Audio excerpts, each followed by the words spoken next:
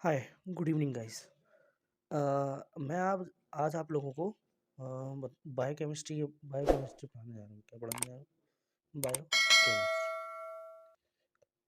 ठीक है। बायोकेमिस्ट्री में हमने आपको बताया था जो हमारे बायोमोलिक्यूल्स होते हैं। क्या होते हैं? बायोमोलिक्यूल्स होते हैं। कितने होते हैं बायोमोलिक्यूल? 3 बायोमोलिक्यूल्स होते हैं। कौन कौन से होते हैं 3 बायोमोलिक्यूल्स? पहला होता है हमारा कार्बोहाइड्रेट,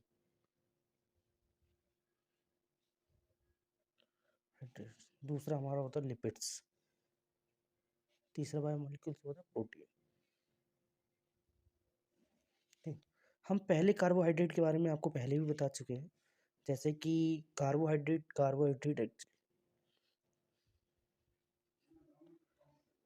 एक्चुअली में है क्या? ये bodies main source of energies होता है। क्या होता है? Bodies main source of energy होता है। क्या होता है? बॉडी का मेन सोर्स ऑफ एनर्जी होता है। ठीक है। कार्बोहाइड्रेट में हम आपको पहले भी पढ़ा चुके हैं, क्लासिफिकेशन के बारे में पढ़ा चुके हैं हम इसकी। ठीक है। कार्बोहाइड्रेट को 2 भागों में बांटा गया है। कौन कौन से? सिंपल और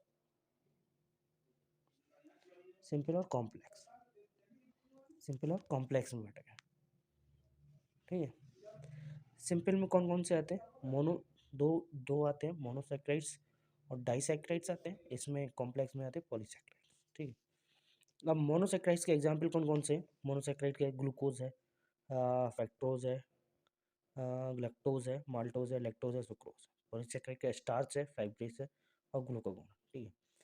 इसमें हमने आपको ग्लाइकोलाइसिस साइकिल के बारे में बताया था, सिंथेसिस ऑफ ग्लूकोज के बारे में बताया था। ठीक है। Digestion and observation of carbohydrate के बारे में बताया।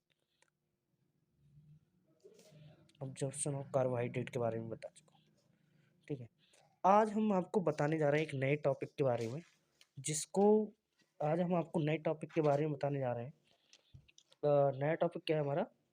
नया topic regulation of blood glucose level. ठीक है। हाँ, ठीक।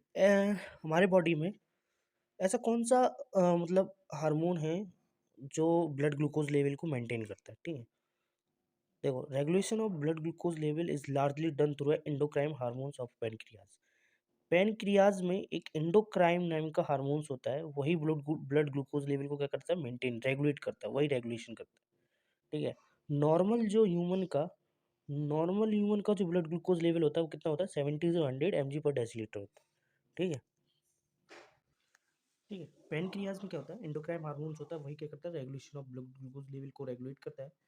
अब जो पेनक्रियाज के मुख्य हार्मोन है जो ब्लड शुगर को क्या करते हैं? इफेक्ट करते हैं, वो कौन कौन से हैं? जैसे इंसुलिन है, ग्लूकागोन है, सोमेटोस्टेटिन है और एमाइलिन है। ये चार को क्या करता है? ब्लड शुगर क्या करता है? इफेक्टेड करता है। ठीक है। अब एक्चुअली में इंसुलिन क्या है? Insulin is secreted by beta cells of isolated of Langerhans in pancreas. Insulin क्या होता है? पैनक्रियाज के बीटा सेल से क्या होता है? सीक्रेटेड होता है। ठीक है। इसका मेन काम क्या है? With increase the blood glucose level, ये क्या करता है? ब्लड ग्लूकोज लेवल को क्या कर देता है? इंक्रीज कर देता है। ठीक है। उसके बाद ये क्या करता है? दूसरा काम क्या करता है? Lower blood glucose level by signalling body tissue take up glucose for energy production. मतलब ये क्या करता है? जो एनर्जी प्रोडक्शन के लिए ग्लूकोज लेने के लिए शरीर के टिश्यूज को संकेत देता है। ये क्या करता है? ब्लड शुगर को क्या करता है? इसे ब्लड शुगर का स्तर कम कर देता है। ठीक है। अब ग्लूकागोन क्या है? Glucagon is secreted by alpha cells by islets of Langerhans in pancreas. Glucagon भी क्या होता है? पेनक्रियाज के अल्फा सेल से सीक्रेटेड होता है। ये क्या करता है? व्हेन लेवल ऑफ, कब सीक्रेटेड होता है? कब सीक्रेटेड होता है? ये होता है when level of blood glucose when level of glucose is blood is low. क्या होता है? जब ग्लूकोज ब्लड लेवल जो क्या होता है? ग्लूकोज लेवल होता है ब्लड का, वो कम होता है, तब ये ग्लूकागोन सीक्रेटेड होता है किससे? पेनक्रियाज से। ठीक है। दूसरा ये क्या करता है? ये स्टिमुलेट करता है लिवर सेल्स को। ये क्या करता है? लिवर सेल्स को करता है, it stimulate the liver cells to release the store glucose into blood stream. ये क्या करता है? जो जो हमारा स्टोर ग्लूकोज होता है, ये रिलीज कर देता है ब्लड स्ट्रीम में ग्लूकागोन। ठीक है। अब देखो आगे सोमेटोस्टेटिन क्या है? Somatostatin is the form in delta sales of pancreas. ये कहाँ फॉर्म होता है? ये जो हमारे डेल्टा सेल्स होते हैं वहाँ फॉर्म होता है। पेनक्रियाज में डेल्टा सेल होते हैं वो फॉर्म्ड करता है सोमैटोस्टैटिन को, ठीक है। अब सोमैटोस्टैटिन 2 प्रकार के होते हैं, ठीक, कौन-कौन से होते हैं? कितने कितने फॉर्म होते हैं सोमैटोस्टैटिन के? 2 फॉर्म होते हैं। पहले जो सोमैटोस्टैटिन होता है वो 14 अमीनो एसिड को कंपोज़ करता है, बनाता है, ठीक है। दूसरा सोमैटोस्टैटिन क्या करता है? 28 अमीनो एसिड्स को कंपोज़ करता है, मतलब बनाता है, ठीक है। अच्छा, सोमैटोस्टैटिन का एक्चुअली में काम क्या होता है? सोमैटोस्टैटिन का सोमैटोस्टैटिन का काम है जो बैलेंसिंग करता है, बैलेंसिंग इंसुलिन और ग्लूकागोन को बैलेंस करता है, ठीक है। कैसे बैलेंस करता है? अगर ब्लड ग्लूकोज़ लेवल बढ़ जाता है, ठीक है। सपोज़ अगर ब्लड ग्लूकोज़ लेवल बढ़ गया तो अब क्या होगा? इंसुलिन का सिक्रेशन होना शुरू हो जाएगा बॉडी में, ठीक है। मतलब क्या होगा? इंसुलिन मतलब ब्लड ग्लूकोज़ लेवल हाई हो जाएगा, तो ये क्या करेगा? उसको मेंटेन करके इंसुलिन को ऑफ कर देगा, ठीक है। अब ग्लूकागोन का काम क्या है? ग्लूकागोन का काम है जब ब्लड शुगर लेवल कम कम होता है बॉडी में तो ग्लूकागोन का सीक्रेशन करना शुरू कर देता है पैनक्रियाज़, ठीक है। तो अब पैनक्रियाज़ जैसे ही ब्लड ग्लूकोज़ लेवल को मेंटेन करना है, ठीक है। अब कम भी ना हो, ज़्यादा भी ना हो, कितना होना चाहिए? 70 टू 100 एमजी पर डेसीलीटर होना चाहिए, ठीक है। अब इसको मेंटेन करने के लिए सोमैटोस्टैटिन क्या करता है? इंसुलिन और ग्लूकागोन दोनों को बैलेंस करने के लिए टर्न ऑन और टर्न ऑफ होता है, ठीक है। टर्न ऑन और टर्न ऑफ होता है, ठीक है। सोमैटोस्टैटिन का मेन काम यही है। अच्छा, अब इमाइलिन का काम क्या है? इमाइलिन देखो, अब देखो इमाइलिन का काम क्या है? इमाइलिन क्या है? इट इज को सीक्रेटेड विद इंसुलिन। ये इंसुलिन के साथ क्या होता है? सीक्रेटेड होता है। किसके साथ सीक्रेटेड होता है? इंसुलिन के साथ सीक्रेटेड होता है। और इंसुलिन कहाँ से सीक्रेटेड होता है? बीटा सेल से सीक्रेटेड होता है पैनक्रियाज के, ठीक है। किस रेशियो में सीक्रेटेड होता है? जब 100 इंसुलिन सीक्रेटेड होते हैं तब तब 1 इमाइलिन सीक्रेटेड होता है, ठीक है। तो जब 100 इंसुलिन सीक्रेटेड होंगे तब जाके एक क्या होगा? हमारा इमाइलिन सीक्रेटेड होगा, ठीक है। अब ये कर इसका काम क्या है? ये क्या करता है? It helps to increase satisfaction and state of fullness from a meal to prevents over eating. ये क्या करता है? हमें ज़्यादा खाने से बचाता है। जब हम खाना खाते हैं, ज़्यादा खाना ना लें, तो एक स्टेट को दर्शाता है। जैसे हमारा पेट जब फुल हो जाता है, उस स्टेट को इमाइलिन दर्शाता है, ठीक है, कि भाई अब इससे ज़्यादा मत खाओ, तुम्हारा पेट भर चुका है, इससे ज़्यादा खाने की ज़रूरत नहीं है तुम्हें, ठीक है, नहीं तो ओवर ईटिंग हो जाएगी। ठीक है। दूसरा क्या करता है? जैसे जब हमारे पेट से, ठीक है, जब हमने कोई मील लिया, पेट से हमारे कहाँ गएगा? इंटेस्टाइन में जाएगा, ठीक है, ठीक है। अब ये माइलिन क्या करेगा? ये स्टोमक से इंटेस्टाइन में जाएगा, किस रेट से जाएगा उसकी लिमिट को तय करेगा ये, ठीक है। किस रेट से जाएगा? वो रेट ऑफ फ्लो को तय करता है, उसकी लिमिट को सेट करता है माइलिन, ठीक है। किस रेट से जाना चाहिए ये इमाइलिन बताएगा, ठीक है। और क्या करता है? ग्लूकागोन की सीक्रेशन को भी ये क्या करता है? कम करता है। इमाइलिन क्या करता है? ग्लूकागोन के सीक्रेशन को भी क्या करता है? कम करता है, ठीक है। ये इतना था regulation of blood glucose level. अब हम डायग्राम में देखेंगे कैसे होता है, ठीक है। ये हमारा डायग्राम है, ठीक है। अगर क्या हो गया, हाई ब्लड शुगर है, ठीक है, हाई ब्लड शुगर है, ठीक है, तो क्या पैनक्रियास क्या करेगा? प्रमोट इंसुलिन रिलीज, क्या करेगा? इंसुलिन को रिलीज करेगा, ठीक है। इंसुलिन क्या करेगा? स्टिमुलेट करेगा ग्लूकोज क्या करेगा? Stimulate glucose up to uptake from blood. क्या करेगा?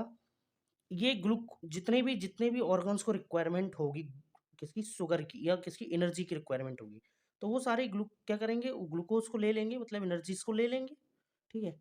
जैसे ही एनर्जीज को ले लेंगे तो अब क्या होगा?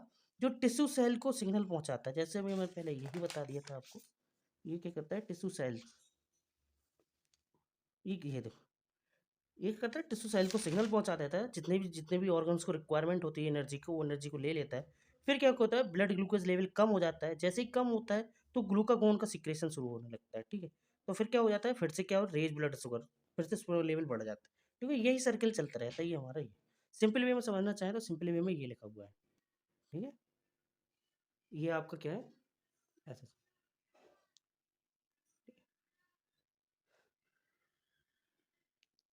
ठीक। अब एक ये वाला लेवल देखो, मैं समझाना चाहता हूँ कैसे होगा। सॉरी, थोड़ा, जैसे तुम्हारे बॉडी में क्या है? High blood sugar glucose level है, ठीक है, तो क्या करेगा? इंसुलिन का सिक्रेशन होगा, ठीक है। पेनक्रियाज क्या करेगा? इंसुलिन का सिक्रेशन कर देगा। जिन जिन ऑर्गन को रिक्वायरमेंट है एनर्जी की, ग्लूकोज की रिक्वायरमेंट है, वो क्या करेंगे? एटीपी के फॉर्म में एटीपी प्रोडक्शन करेंगे। जो जब ये एटीपी की प्रोडक्शन होती है इस दौरान, तो उसको हम उस प्रोसेस को क्या कहते हैं? ग्लूकोजनेसिस कहते हैं, ठीक है।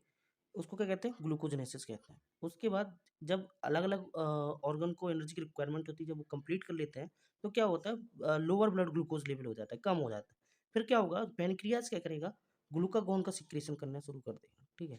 जब ये ग्लूकागोन का सिक्रेशन शुरू करेगा तब उस दौरान जो प्रोसेस होगी वो क्या होगी? ग्लूकोजन्यूजनेसिस की प्रोसेस होगी। किसकी प्रोसेस होगी? ग्लूकोनियोजेनेसिस प्रोसेस होगी। अब ये ग्लूकोनियोजेनेसिस की प्रोसेस क्यों होती है, हमें मैं आपको बता दूँ। जब हमने ग्लाइकोलाइसिस में पढ़ी थी, जैसे कार्बोहाइड्रेट लेते हैं तो एनर्जी का प्रोडक्शन होता है, ठीक है? किसका प्रोडक्शन होना शुरू हो जाता है? एनर्जी, मतलब एनर्जी की रिक्वायरमेंट्स होती है, तो हम मील लेते हैं, कार्बोहाइड्रेट लेते हैं। जब हम कार्बोहाइड्रेट लेते हैं तो मतलब हम क्या लेते हैं? मेन सोर्स ऑफ एनर्जी लेते हैं, हम एनर्जी लेते हैं, ठीक है? तो ग्लाइकोलाइसिस में क्या होता है? ग्लूकोज से पायरुवेट बनता है, तो मतलब एनर्जीज बनती है, ठीक है? हम एनर्जी की सिंथेसिस करते हैं, ठीक है? वहीं जब हमने मील नहीं लिया, तो फिर हमारी बॉडी कैसे चलेगी?